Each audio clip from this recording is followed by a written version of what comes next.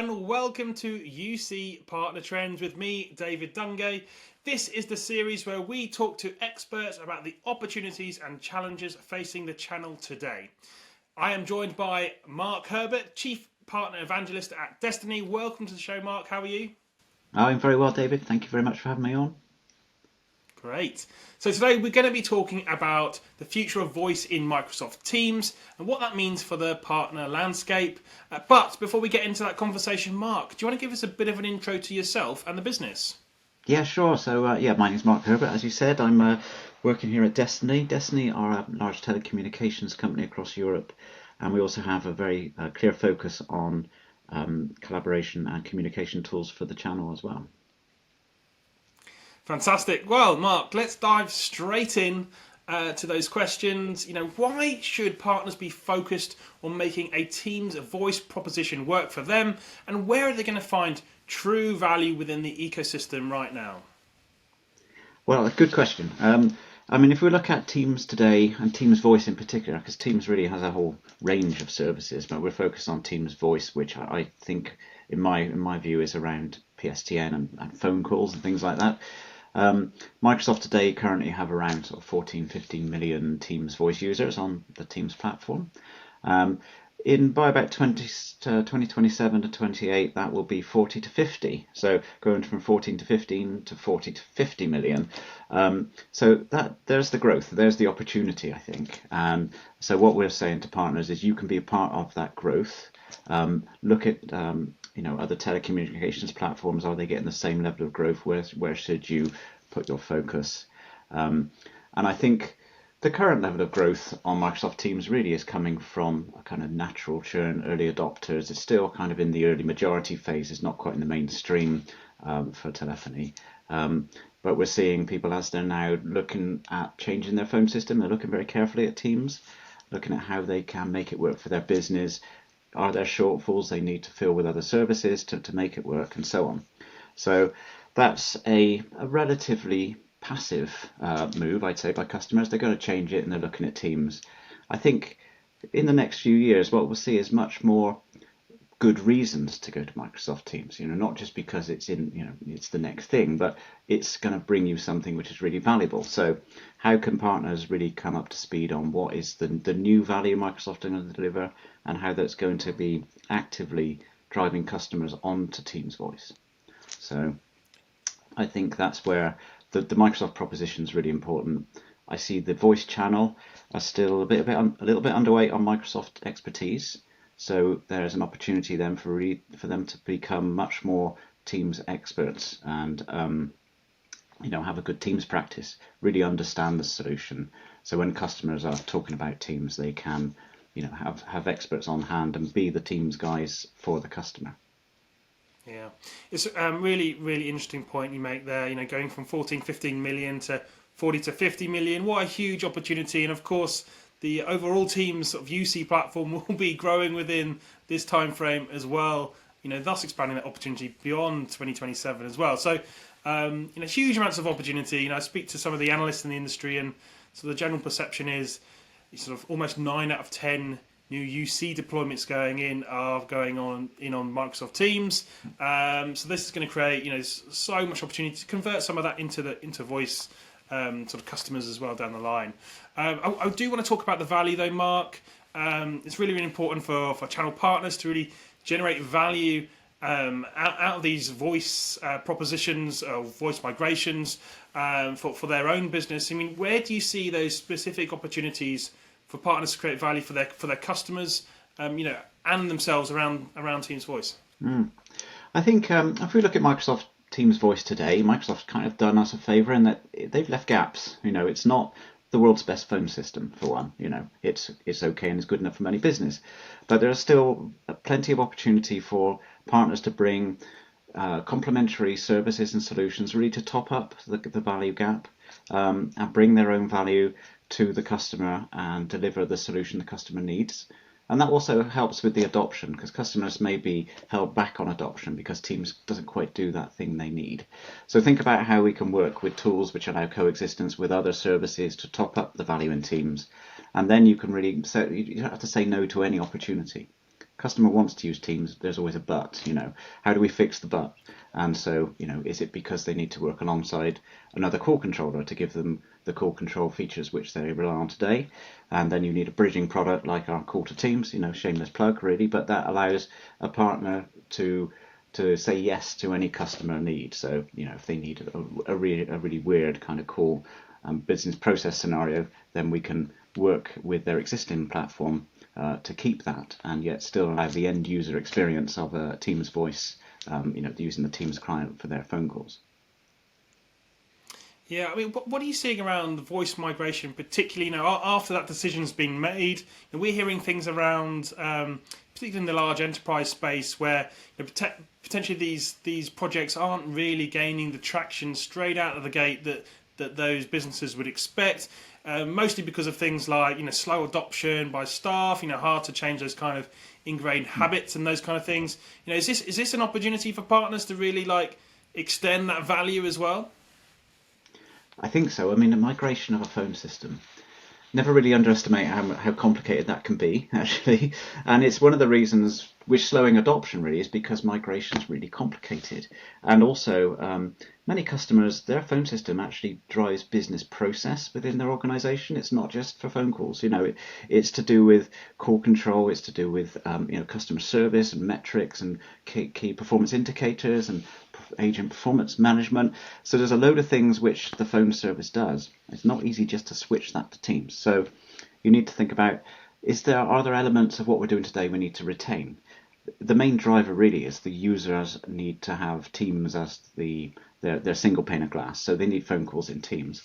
But underlying that, do they need to retain an existing platform? And if they do, that really does smooth the migration process, because it's not a big switch over then. You're saying basically, we're going to gradually move your voice service over to Teams. Today, we'll keep everything as it is and we'll just change the user experience. So they're using Teams to make the calls, but your existing back-end process stays the same. So suddenly you've removed a whole load of pain from the customer, and you're adding value really, because you're delivering the key thing they need today, which is, I want my users on Teams. The IT guys love it because they're removing software from the desktop, which is doing other, a software, and they can take that off. They've got a single client across all their devices and so on. So I think having that coexistence with existing platforms really does unblock the migration opportunity. It also allows you as the partner to be in the customer. You're then their Teams guys. That's a really important place to be. And I mean, if you're a voice partner today and Teams is a bit new, then try this as a start, because you're not having to do too much Teams stuff. You're really still concentrating on the voice platform and all the expertise and value you're delivering in that. You're basically just using Teams as a client, so it's a quite good first step. I think there are, as we go into the future, Microsoft will start to close the gap of functionality between, traditional PBX services and Teams call control. Today there is a gap. That's an opportunity. So use that opportunity really to drive your position in with the customer. Make sure you retain that value. And also, if you're selling them voice services today, not on Teams, you can retain that and still drive value within that with the customer. If you're a non-Teams voice provider, you're under threat from Teams today, without a doubt. I mean, the customer's looking at it. There's a reason they're not doing it. Is it a function gap, or is it just inertia, or is it, there's maybe cost? There could be several reasons why the customer's not switching over. They've probably got a propensity to move over. And if you are the guys that are going to help them on that journey, you can secure what you're doing today. That takes away the threat and the risk around that. You can retain the value and the revenue from what you're selling, plus then take the customer where they want to go. So you can be completely the good guys on this, and see it as an opportunity. You're going to sell a load of extra time, consultancy work. You're going to build a Teams practice, which makes you a really strong contender then in the market to lead with Teams. I'd say whenever you're in a call with a customer to talk about telephony, start with the Teams conversation. Don't use it as kind of a fallback. Start with it and say, what's your view on Teams? What's your strategy? How can we help you achieve that? Because you might uncover the fact that that's something they're actually thinking of. You can be there at pole position and seize that opportunity. Mark, I want to pick up on the what you said there around the gap between Microsoft Teams today as a phone system and those traditional sort of PBX players out there, and that is quite rightly that opportunity for partners there as well.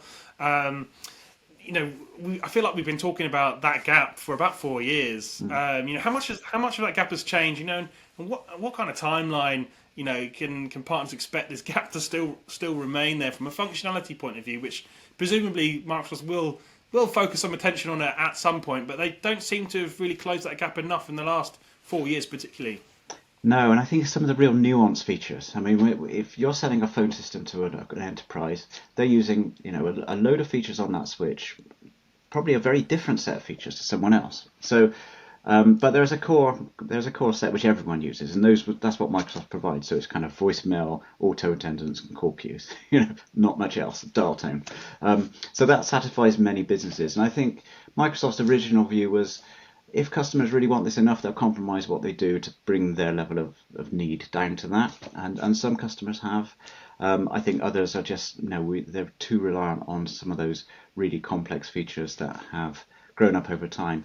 I mean, if you look at phone platforms, they may have, something like a Mitel and a Vio, those really established systems.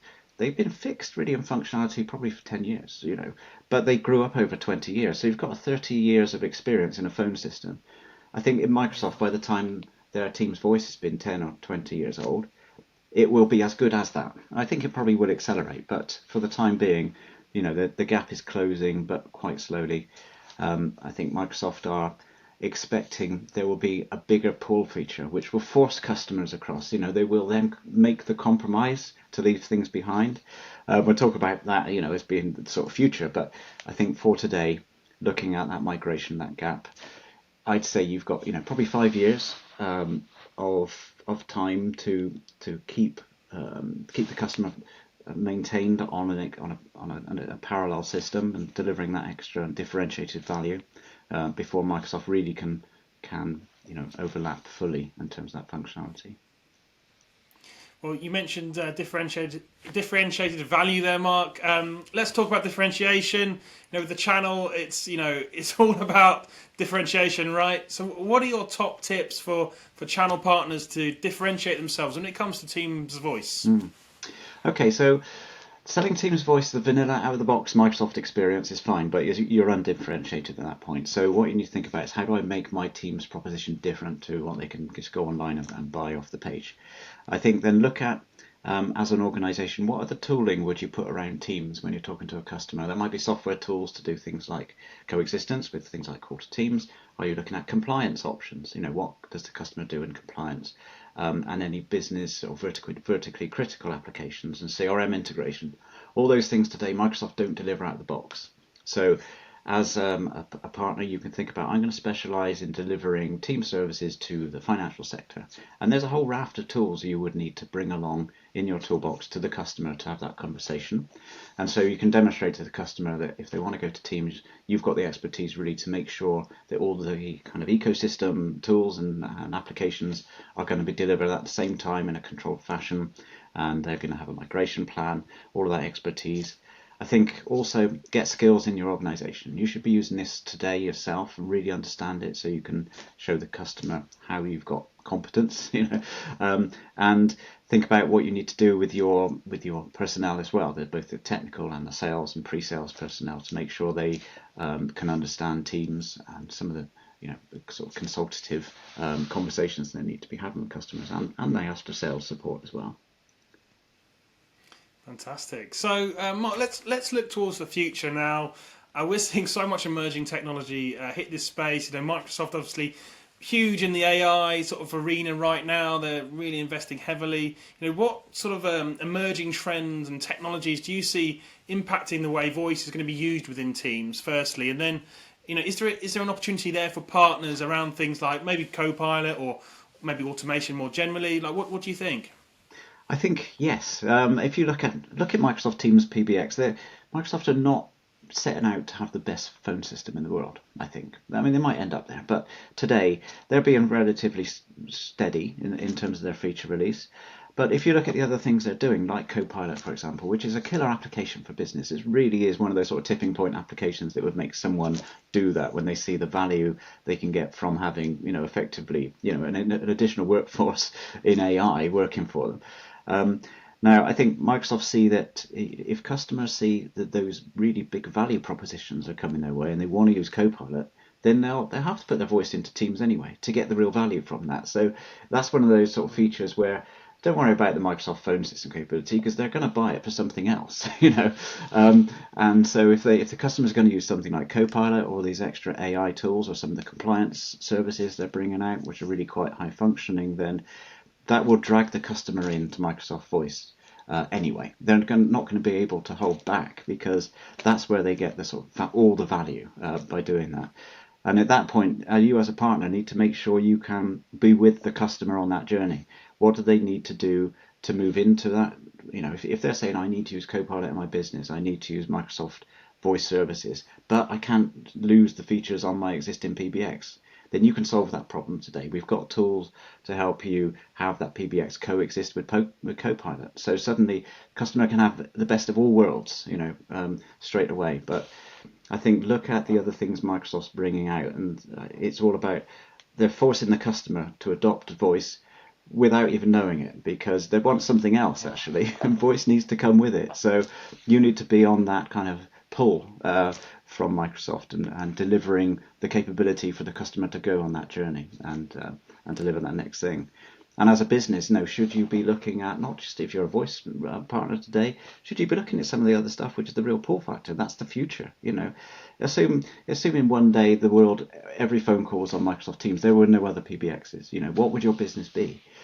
You'd need to be doing the next thing. And so look at what the next things around Copilot and Voice AI and some of the, really slick automation and compliance solutions where there's big value.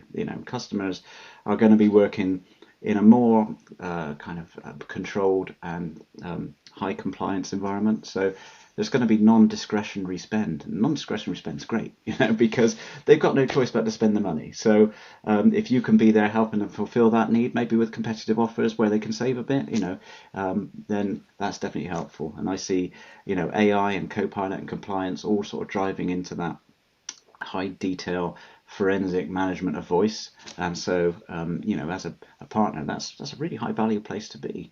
So think about that as an option, but still you can retain the current value you're driving into your business. So we've got the tools here at Destiny to help you have full coexistence of your existing value plus the new value. So you can really do both. So I don't want to make this a big ad for Destiny. Well, I actually do, but I try not to because I can sit here and say you can really have both, and that's a great opportunity. Yeah, I think you make some really pertinent points there, Mark.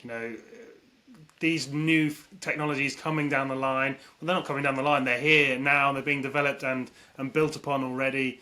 It is only a matter of time, really, before customers turn around and go, well, I can compromise there because I need Copilot or whatever else it is. And partners need to be ready for that, for sure. So, Mark, before we leave, let's just get a bit of a forward-looking statement. How do you see this Teams Voice proposition developing, and what are you excited about for the coming sort of year and the direction that this is all travelling? I think, well, how's it going to develop? I mean, just look at email. Once upon a time we had Lotus Notes and several email systems. They've gone now. Everyone's on Microsoft Exchange. I think Teams is kind of one of those forces where at some point it's all going to be onto Microsoft Teams, or a large proportion. There's going to be one dominant platform. It might be two, maybe Zoom as well, and so on. But so that's the sort of, if that's the direction of travel, then what opportunity is that? It's massive. There's some really big numbers there, and you can be there helping to sort of shape that future with the customer, and so you can help them to. Sorry, my phone just rang. Then you might. That's all right. We can cut that out. Yeah, we cut that out. So, yes, put me off my phone. Let's have a drink coffee a minute.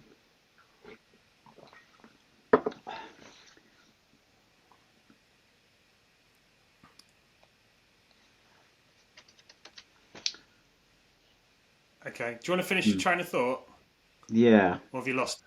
I've kind of lost it a little bit. I think I was almost there. It was that bloody vibrate. I didn't expect that actually. I was just looking at my outro as you stopped, thinking, "Oh, we're there. We're on the home We're there. No, it's okay. So I guess we just want like a couple of sentences that I can riff off and go into the future. So just kind of like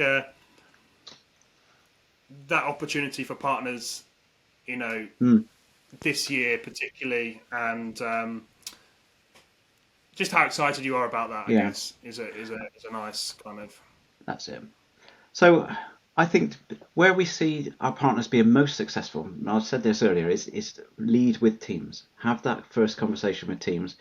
Demonstrate to the customer you are their team's expert if they, as they need them going forward. So really the opportunity is there to lead with that. Start to think about how you would rejig your business if that was the case. It may be the case. I mean, no one's got a crystal ball, but you can feel the force on this, and it's definitely, there's a lot of things going in one direction here. Fantastic. So, Mark, unfortunately, that is all we have time for, but thank you so much for joining me and sharing some of your insights. It's a pleasure, David. Thank you very much for having me on. Look forward to coming again. And thank you for watching. Don't forget you can follow all the action on UC Partner Trends by following the UC Partner Trends hashtag on social media. That's it from me. See you next time.